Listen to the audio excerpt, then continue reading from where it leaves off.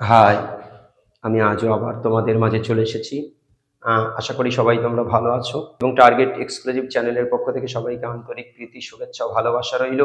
আজ আমি ক্লাস 12 এর 4th সেমিস্টারের শিক্ষা বিজ্ঞানের দ্বিতীয় অধ্যায় অর্থাৎ শিখন কৌশল নিয়ে আলোচনা করব। তো শিখন কৌশলের একটি প্রশ্ন খুবই গুরুত্বপূর্ণ।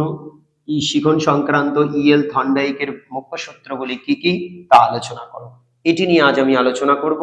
তবে এটি আলোচনা করার পূর্বে আমি স্পষ্ট করতে চাই ছাত্রছাত্রীদের উদ্দেশ্যে যে উদ্দীপক আর প্রতিক্রিয়া, উদ্দীপক কাকে বলে, প্রতিক্রিয়া কি, এই বিষয়টা জানতে হবে। উদ্দীপক বলতে বোঝায় বহিস্থ কোনো বিষয় যার দ্বারা প্রাণী প্রতিক্রিয়া করে। অর্থাৎ যেমন লাইটের আলো হচ্ছে উদ্দীপক, চোখের পাতা পড়ে যাওয়াটা হচ্ছে প্রতিক্রিয়া। খাদ্যবস্তু হচ্ছে উদ্দীপক, লালাক্ষরণ হচ্ছে প্রতিক্রিয়া। তেঁতুল হচ্ছে উদ্দীপক, জিভে জল আসা হচ্ছে প্রতিক্রিয়া।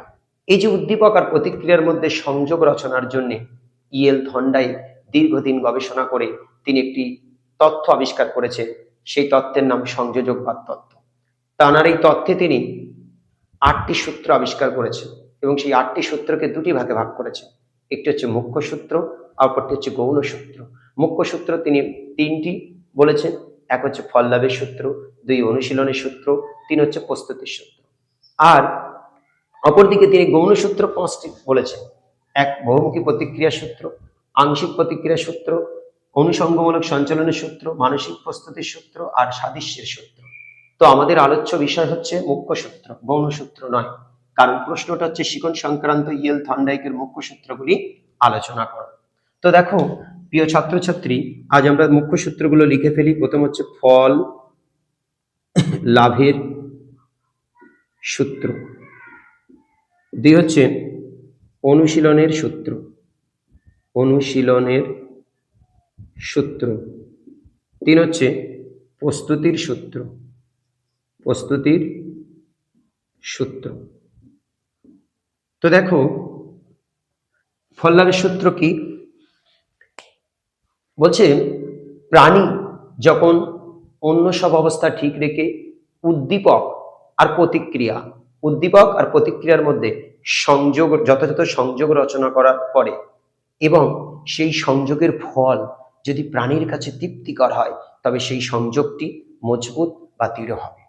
আর যদি উদ্দীপক আর প্রতিক্রিয়ার সংযোগ রচনার ফল যদি তৃপ্তিকর না হয়, বিরক্তিকর হয়, তবে সেটি শীতল বা দুর্বল হবে। উদাহরণস্বরূপ বলা যায়, স্কুলে অঙ্ক ক্লাসে যে অঙ্কগুলো ছাত্রছাত্রীর কাছে খুব সহজ মনে হবে, খুব ভালো লাগবে, সেই অঙ্কগুলো ছাত্রছাত্রীদের কাছে শেখাটা ভালো হবে এবং মজবুত হবে। কিন্তু যে অঙ্কগুলো খুব কঠিন, জটিল, সেগুলো বিরক্তিকর মনে হবে এবং দুর্বল হবে। 2 নাম্বার কি, অনুশীলনের সূত্র। এই অনুশীলনের সূত্রের 2টো অংশ, একটি হচ্ছে ব্যবহারের সূত্র, অপরটি হচ্ছে অব্যবহারের সূত্র। ব্যবহারের সূত্রে বলা হয়েছে, প্রাণী অন্য সব অবস্থা ঠিক রেখে যদি প্রাণী অন্য সব অবস্থা ঠিক রেখে দৈহিক, মানসিক, নৈতিক সমস্ত অবস্থা ঠিক রেখে যদি উদ্দীপক আর প্রতিক্রিয়ার মধ্যে দীর্ঘ সময় ধরে সংযোগ রচনা করে, তাহলে সেই সংযোগটি দৃঢ় এবং মজবুত এবং দীর্ঘস্থায়ী হবে। আর যদি উদ্দীপক ও প্রতিক্রিয়ার মধ্যে সংযোগ রচনা দীর্ঘস্থায়ী না করা হয়, স্বল্পস্থায়ী করা হয়, তাহলে সেটি দুর্বল বা ক্ষণিক হবে। উদাহরণস্বরূপ বলা যায়, কোনো একটি বিষয়কে যদি দীর্ঘ সময় ধরে ঘটানো যায়, যেমন একটি অঙ্ককে যদি বারবার প্র্যাকটিস করা যায়, তাহলে সেই সংযোগটি ছাত্রছাত্রীর কাছে মজবুত হবে। আর অঙ্কটি যদি একবার করে আর পরীক্ষার হলে চলে যাওয়া যায়, তাহলে সেটি দুর্বল হয়ে পড়বে।